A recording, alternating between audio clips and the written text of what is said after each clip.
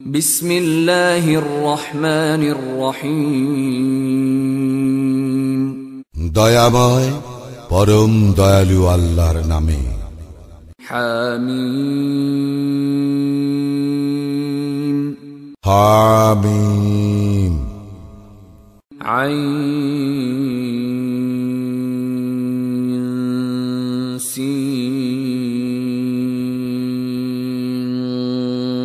কফ। আইন সিন কফ।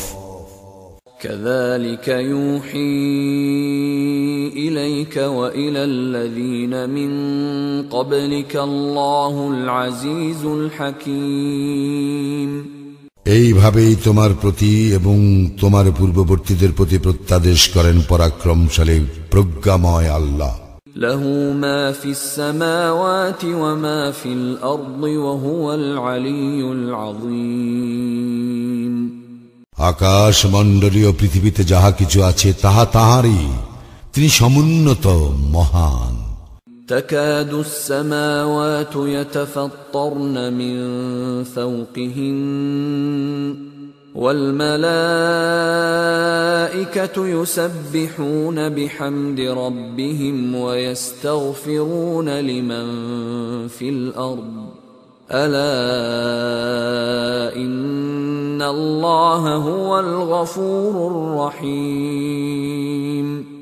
আকাশ মণ্ডলী ঊর্ধ্বদেশ হইতে ভাঙিয়া পড়িবার উপক্রম হয় এবং ফেরেশতাগণ তাহাদের প্রতিপালকের প্রশংস পবিত্রতা ও মহিমা ঘোষণা করে এবং মর্ত্যবাসীদের জন্য ক্ষমা প্রার্থনা করে। জানিয়া রাখো, আল্লাহ তিনি তো ক্ষমাশীল, পরম দয়ালু। والذين اتخذوا من دونه أولياء الله حفيظ عليهم وما أنت عليهم بوكيل। যাহারা আল্লাহর পরিবর্তে অপরকে অভিভাবক রূপে গ্রহণ করে, আল্লাহ তাহাদের প্রতি সম্যক দৃষ্টি রাখেন, তুমি তাহাদের কর্মবিধায়ক নও। وكذلك أوحينا إليك قرآنا عربيا لتنذر أم القرى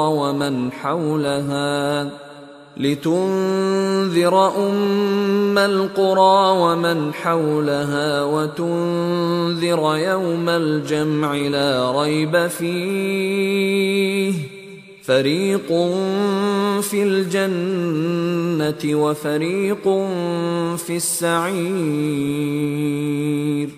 এইভাবে আমি তোমার প্রতি কুরআন অবতীর্ণ করিয়াছি আরবি ভাষায়, যাহাতে তুমি সতর্ক করিতে পারো মক্কা ও উহার চতুর্দিকে জনগণকে, এবং সতর্ক করিতে পারো কিয়ামত দিবস সম্পর্কে, যাহাতে কোনো সন্দেহ নাই। সেদিন একদল জান্নাতে প্রবেশ করিবে এবং একদল জাহান্নামে প্রবেশ করিবে। ولو شاء الله لجعلهم أمة واحدة ولكن يدخل من يشاء في رحمته والظالمون ما لهم من ولي ولا نصير। আল্লাহ ইচ্ছা করিলে মানুষকে একই উম্মত করিতে পারিতেন, বস্তুত তিনি যাহাকে ইচ্ছা তাহাকে স্বীয় অনুগ্রহের অধিকারী করেন, আর জালিমরা উহাদের কোনো অভিভাবক নাই, কোনো সাহায্যকারীও নাই। أم اتخذوا من دونه أولياء فالله هو الولي وهو يحيي الموتى وهو على كل شيء قدير। উহারা কি আল্লাহর পরিবর্তে অপরকে অভিভাবক রূপে গ্রহণ করিয়াছে? কিন্তু আল্লাহ অভিভাবক তো তিনি, এবং তিনি মৃতকে জীবিত করেন, তিনি সর্ববিষয়ে সর্বশক্তিমান। وما اختلفتم فيه من شيء فحكمه إلى الله ذلكم الله ربي عليه توكلت وإليه أنيب। তোমরা যে বিষয়ে মতভেদ করো না কেন, উহার মীমাংসা তো আল্লাহরই নিকট। তিনি আল্লাহ আমার প্রতিপালক, তাহারই উপর আমি নির্ভর করি আর তাহারই অভিমুখী আমি। ফাতিরুস সামাওয়াতি ওয়াল আরদ جعل لكم من أنفسكم أزواجا ومن الأنعام أزواجا يذرأكم فيه ليس كمثله شيء وهو السميع البصير। তিনি আকাশ মণ্ডলীয় পৃথিবীর সৃষ্টিকর্তা। তিনি তোমাদের মধ্য হইতে তোমাদের জোড়া সৃষ্টি করিয়াছেন এবং আনআমের তথা চতুষ্পদ জন্তু এর মধ্য হইতে সৃষ্টি করিয়াছেন উহাদের জোড়া। এইভাবে তিনি তোমাদের বংশ বিস্তার করেন। কোনো কিছুই তাহার সদৃশ্য নয়। তিনি সর্বশ্রোতা, সর্বদ্রষ্টা। লাহু মাকালিদুস সামাওয়াতি ওয়াল আরদ ইয়াবসুতুর রিজকা লিমান ইয়াশাউ ওয়া ইয়াকদির ইন্নাহু বিকুল্লি শাইইন আলীম। আকাশ মণ্ডলীয় পৃথিবীর কুঞ্জি তাহারই নিকট। তিনি যাহার জন্য ইচ্ছা তাহার রিজিক বর্ধিত করেন এবং সংকুচিত করেন। তিনি সর্ববিষয়ে সবিশেষ অবহিত। شرع لكم من الدين ما وصى به نوحا والذي أوحينا إليك وما وصينا به إبراهيم وموسى وعيسى أن أقيموا الدين ولا تتفرقوا فيه كبر على المشركين ما تدعوهم إليه الله يجتبي إليه من يشاء ويهدي إليه من ينيب। তিনি তোমাদের জন্য বিধিবদ্ধ করিয়াছেন দিন, যাহার নির্দেশ দিয়াছিলেন তিনি নূহকে, আর যাহা আমি ওহী করিয়াছি তোমাকে এবং যাহার নির্দেশ দিয়াছিলাম ইব্রাহিম, মূসা ও ঈসাকে, এই বলিয়া যে তোমরা দ্বীনকে প্রতিষ্ঠিত করো এবং উহাতে মতভেদ করিও না। তুমি মুশরিকদেরকে যাহার প্রতি আহ্বান করিতেছ তাহা উহাদের নিকট দুর্বহ মনে হয়। আল্লাহ যাহাকে ইচ্ছা দ্বীনের প্রতি আকৃষ্ট করেন এবং যে তাহার অভিমুখী তাহাকে দ্বীনের দিকে পরিচালিত করেন। وما تفرقوا إلا من بعد ما جاءهم العلم بغيا بينهم ولولا كلمة سبقت من ربك إلى أجل مسمى لقضي بينهم وَإِنَّ الَّذِينَ أُورِثُوا الْكِتَابَ مِنْ بَعْدِهِمْ لَفِي شَكٍّ مِّنْهُ مُرِيبٍ। উহাদের নিকট জ্ঞান আসিবার পর কেবল পারস্পরিক বিদ্বেষ বশত উহারা নিজেদের মধ্যে মতভেদ ঘটায়। এক নির্ধারিত কাল পর্যন্ত অবকাশ সম্পর্কে তোমার প্রতিপালকের পূর্ব সিদ্ধান্ত না থাকিলে উহাদের বিষয়ে ফয়সালা হইয়া যাইত। উহাদের পর যাহারা কিতাবের উত্তরাধিকারী হইয়াছে তাহারা তো সেই সম্পর্কে বিভ্রান্তিকর সন্দেহ রইয়াছে। فَلِذَلِكَ فَادْعُ وَاسْتَقِمْ كَمَا أُمِرْتَ وَلَا تَتَّبِعْ أَهْوَاءَهُمْ وَقُلْ آمَنْتُ بِمَا أَنزَلَ اللَّهُ مِنْ كِتَابٍ وَأُمِرْتُ لِأَعْدِلَ بَيْنَكُمْ اللَّهُ رَبُّنَا وَرَبُّكُمْ لَنَا أَعْمَالُنَا وَلَكُمْ أَعْمَالُكُمْ لَا حُجَّةَ بَيْنَنَا وَبَيْنَكُمْ اللَّهُ يَجْمَعُ بَيْنَنَا وَإِلَيْهِ الْمَصِيرُ। সুতরাং তুমি উহার দিকে আহ্বান করো ও উহাতে দৃঢ় প্রতিষ্ঠিত থাকো যেইভাবে তুমি আদিষ্ট হইয়াছ, এবং উহাদের খেয়াল খুশির অনুসরণ করিও না। বলো, আল্লাহ যে কিতাব অবতীর্ণ করিয়াছেন আমি তাহাতে বিশ্বাস করি এবং আমি আদিষ্ট হইয়াছি তোমাদের মধ্যে ন্যায় বিচার করিতে। আল্লাহই আমাদের প্রতিপালক এবং তোমাদেরও প্রতিপালক। আমাদের কর্ম আমাদের এবং তোমাদের কর্ম তোমাদের। আমাদের ও তোমাদের মধ্যে বিবাদ বিসম্বাদ নাই। আল্লাহই আমাদেরকে একত্র করিবেন এবং প্রত্যাবর্তন তাহারই নিকট। والذين يحاجون في الله من بعد ما استجيب له حجتهم داحضة عند ربهم وعليهم غضب ولهم عذاب شديد। আল্লাহকে স্বীকার করিবার পর যাহারা আল্লাহ সম্পর্কে বিতর্ক করে তাহাদের যুক্তি তর্ক তাহাদের প্রতিপালকের দৃষ্টিতে অসার এবং উহারা তাহার ক্রোধের পাত্র এবং উহাদের জন্য রয়েছে কঠিন শাস্তি। আল্লাহুল্লাযী আনজালাল কিতাবা বিল হাক্কি ওয়াল মিজান ওয়ামা ইউদরিকা লাআল্লাস সাআতা করিব। আল্লাহই অবতীর্ণ করেছেন সত্য সহ কিতাব এবং তুলাদণ্ড। তুমি কি জানো সম্ভবত কিয়ামত আসন্ন। يستعجل بها الذين لا يؤمنون بها والذين آمنوا مشفقون منها ويعلمون أنها الحق ألا إن الذين يمارون في الساعة لفي ضلال بعيد। যাহারা ইহা বিশ্বাস করে না তাহারা ইহা ত্বরান্বিত করিতে চায়, আর যাহারা বিশ্বাসী তাহারা উহাকে ভয় করে এবং জানে উহাই সত্য। জানিয়া রাখো কিয়ামত সম্পর্কে যাহারা বাগ বিতণ্ডা করে তাহারা ঘোর বিভ্রান্তিতে রইয়াছে। আল্লাহু লতীফুন বিইবাদিহি ইয়ারযুকু মান ইয়াশা ওয়া হুয়াল কাউইয়ুল আজিজ। আল্লাহ তাহার বান্দাদের প্রতি অতি দয়ালু। তিনি যাহাকে ইচ্ছা রিজিক দান করেন। তিনি প্রবল পরাক্রমশালী।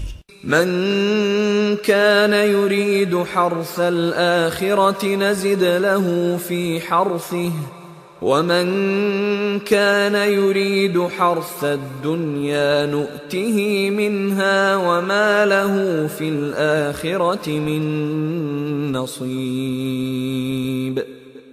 যে কেউ আখিরাতের ফসল কামনা করে তাহার জন্য আমি তাহার ফসল বর্ধিত করিয়া দেই, এবং যে কেউ দুনিয়ার ফসল কামনা করে আমি তাহাকে উহারই কিছু দেই।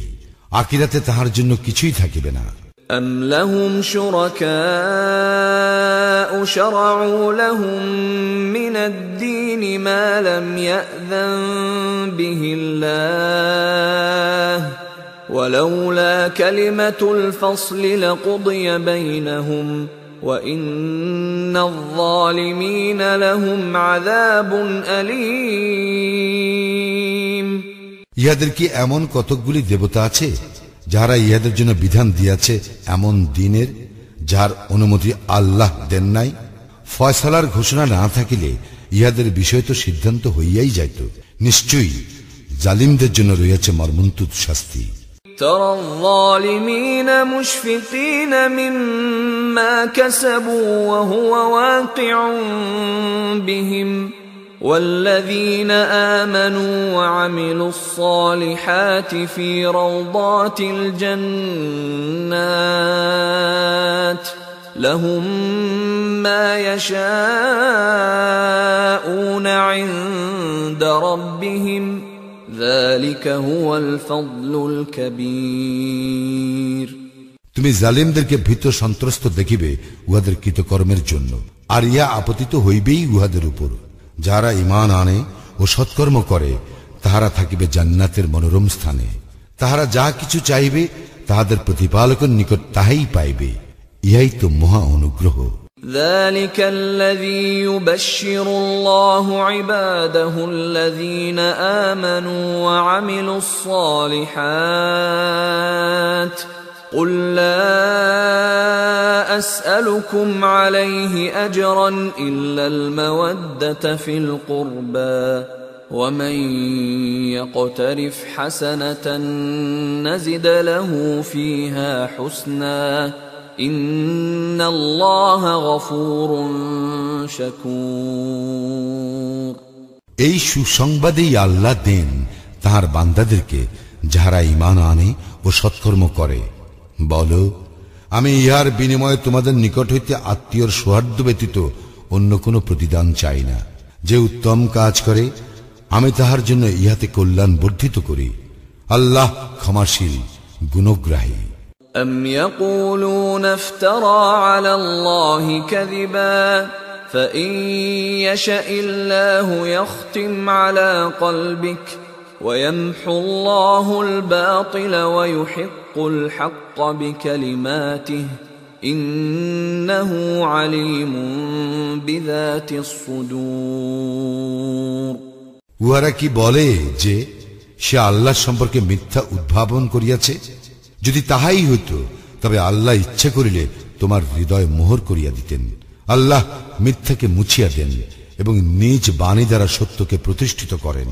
অন্তরে যাহা আছে সে বিষয়ে তিনি তো সবিশেষ অবহিত। وهو الذي يقبل التوبة عن عباده ويعفو عن السيئات ويعلم ما تفعلون তিনি তাহার বান্দাদের তওবা কবুল করেন ও পাপ মোচন করেন এবং তোমরা যাহা করো তিনি তাহা জানেন।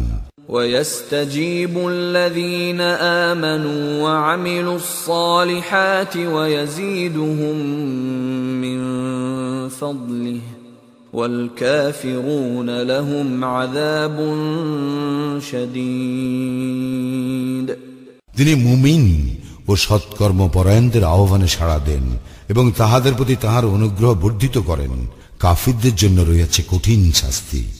ولو بسط الله الرزق لعباده لبغوا في الأرض ولكن ينزل بقدر ما يشاء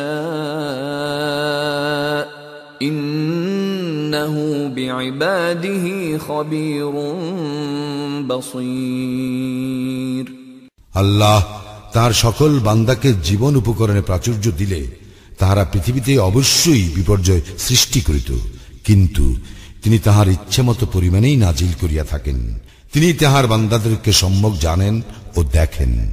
وهو الذي ينزل الغيث من بعد ما قنطوا وينشر رحمته وهو الولي الحميد উহারা যখন হতাশাগ্রস্ত হইয়া পড়ে তখনই তিনি বৃষ্টি প্রেরণ করেন এবং তাহার করুণা বিস্তার করেন। তিনি তো অভিভাবক, প্রশংসার্হ। ومن آياته خلق السماوات والأرض وما بث فيهما من دابة وهو على جمعهم إذا يشاء قدير তাহার অন্যতম নিদর্শন আকাশমণ্ডলী ও পৃথিবীর সৃষ্টি এবং এই দুইয়ের মধ্যে তিনি যে সকল জীবজন্তু ছড়াইয়া দিয়েছেন সেইগুলি তিনি যখন ইচ্ছা তখনই উহাদেরকে সমবেত করিতে সক্ষম। وما أصابكم من مصيبة فبما كسبت أيديكم ويعفو عن كثير তোমাদের যে বিপদ আপদ ঘটে তাহা তো তোমাদের কৃতকর্মেরই ফল এবং তোমাদের অনেক অপরাধ তো তিনি ক্ষমা করিয়া দেন। وما أنتم بمعجزين في الأرض وما لكم من دون الله من ولي ولا نصير তোমরা পৃথিবীতে আল্লাহর অভিপ্রায়কে ব্যর্থ করিতে পারিবে না এবং আল্লাহ ব্যতীত তোমাদের কোনো অভিভাবকও নাই, সাহায্যকারীও নাই। ومن آياته الجوار في البحر كالأعلام তাহার অন্যতম নিদর্শন পর্বত সদৃশ সমুদ্রে চলমান নৌযান সমূহ। إن يشأ يسكن الريح فيظللن رواكد على ظهره إن في ذلك لآيات لكل صبار شكور তিনি ইচ্ছা করিলে বায়ুকে স্তব্ধ করিয়া দিতে পারেন, ফলে নৌযান সমূহ নিশ্চল হইয়া পড়িবে সমুদ্র পৃষ্ঠে। নিশ্চয়ই ইহাতে নিদর্শন রইয়াছে ধৈর্যশীল ও কৃতজ্ঞ ব্যক্তির জন্য। أو يوبقهن بما كسبوا ويعفو عن كثير অথবা তিনি তাহাদের কৃতকর্মের জন্য সেইগুলিকে বিধ্বস্ত করিয়া দিতে পারেন এবং অনেককে তিনি ক্ষমাও করেন। ويعلم الذين يجادلون في آياتنا ما لهم من محيص আর আমার নিদর্শন সম্পর্কে যাহারা বিতর্ক করে তাহারা যেন জানিতে পারে যে তাহাদের কোনো নিষ্কৃতি নাই। فما أوتيتم من شيء فمتاع الحياة الدنيا وما عند الله خير وأبقى للذين آمنوا وعلى ربهم يتوكلون বস্তুত তোমাদেরকে যাহা কিছু দেওয়া হইয়াছে তাহা পার্থিব জীবনের ভোগ, কিন্তু আল্লাহর নিকট যাহা আছে তাহা উত্তম ও স্থায়ী তাহাদের জন্য যাহারা ঈমান আনে ও তাহাদের প্রতিপালকের উপর নির্ভর করে। والذين يجتنبون كبائر الإثم والفواحش وإذا ما غضبوا هم يغفرون যাহারা গুরুতর পাপ ও অশ্লীল কার্য হইতে বাঁচিয়া থাকে এবং ক্রোধাবিষ্ট হইলে ক্ষমা করিয়া দেয়। والذين استجابوا لربهم وأقاموا الصلاة وأمرهم شورى بينهم ومما رزقناهم ينفقون যাহারা তাহাদের প্রতিপালকের আহ্বানে সাড়া দেয়, সালাত কায়েম করে, নিজেদের মধ্যে পরামর্শের মাধ্যমে নিজেদের কর্ম সম্পাদন করে এবং তাহাদেরকে আমি যে রিজিক দিয়াছি তাহা হইতে ব্যয় করে। والذين إذا أصابهم البغي هم ينتصرون এবং যারা অত্যাচারিত হইলে প্রতিশোধ গ্রহণ করে। وجزاء سيئة سيئة مثلها فمن عفا وأصلح فأجره على الله إنه لا يحب الظالمين মন্দের প্রতিফল অনুরূপ মন্দ, এবং যে ক্ষমা করিয়া দেয় ও আপোষ নিষ্পত্তি করে তাহার পুরস্কার আল্লাহর নিকট আছে। আল্লাহ জালিমদেরকে পছন্দ করেন না। ولمن انتصر بعد ظلمه فأولئك ما عليهم من سبيل তবে অত্যাচারিত হইবার পর যাহারা প্রতিবিধান করে তাহাদের বিরুদ্ধে কোনো ব্যবস্থা গ্রহণ করা হইবে না। إنما السبيل على الذين يظلمون الناس ويبغون في الأرض بغير الحق أولئك لهم عذاب أليم কেবল তাহাদের বিরুদ্ধে ব্যবস্থা অবলম্বন করা হইবে যাহারা মানুষের উপর অত্যাচার করে এবং পৃথিবীতে অন্যায়ভাবে বিদ্রোহাচরণ করিয়া বেড়ায়, উহাদের জন্য মর্মন্তুর শাস্তি। ولمن صبر وغفر إن ذلك لمن عزم الأمور অবশ্য যে ধৈর্য ধারণ করে এবং ক্ষমা করিয়া দেয় উহা তো হইবে দৃঢ় সংকল্পেরই কাজ। ومن يضلل الله فما له من ولي من بعده وترى الظالمين لما رأوا العذاب يقولون هل إلى مرد من سبيل আল্লাহ যাহাকে পথভ্রষ্ট করেন তৎপর তাহার জন্য কোনো অভিভাবক নাই। জালিমরা যখন শাস্তি প্রত্যক্ষ করিবে তখন তুমি উহাদেরকে বলিতে শুনিবে, প্রত্যাবর্তনের কোনো উপায় আছে কি? وتراهم يعرضون عليها خاشعين من الذل ينظرون من طرف خفي وقال الذين آمنوا إن الخاسرين الذين خسروا أنفسهم وأهليهم يوم القيامة ألا إن الظالمين في عذاب مقيم তুমি উহাদেরকে দেখিতে পাইবে যে উহাদেরকে জাহান্নামের সম্মুখে উপস্থিত করা হইতেছে। তাহারা অপমানে অবনত অবস্থায় অর্ধ নিমিলিত নেত্রে তাকাইতেছে। মুমিনরা কিয়ামতের দিন বলিবে, ক্ষতিগ্রস্ত তাহারাই যাহারা নিজেদের ও নিজেদের পরিজন বর্গের ক্ষতি সাধন করিয়াছে। জানিয়া রাখো, জালিমরা অবশ্যই ভোগ করিবে স্থায়ী শাস্তি। وما كان لهم من أولياء